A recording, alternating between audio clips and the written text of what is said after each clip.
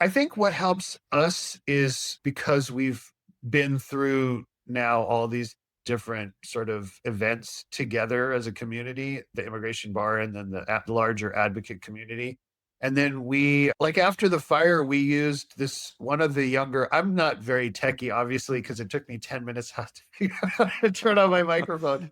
But one of the younger attorneys made this thing using Airtable. We would go out to after the fire, there were all these hubs north of Lahaina where people would go and get like food and medical attention and they could meet up with people. They were just like outside in parks because nobody could go into Lahaina, but they were places where people were accessing resources. And we were going out there and doing outreach to try to find all the displaced people from the immigrant community. And then this young attorney made a program using Airtable where we would answer some questions almost like a field intake on our phones with people. And then all that information would go into this central location that all the different organizations and attorneys who are going to take those fire impacted cases who could see who was on there. And then we would take them from that list. Like the law school would be like, oh, look, we'll take those two. We have somebody who speaks Tagalog, Filipino language. So we'll take those two. And then somebody else would say, oh, that's a VAWA case.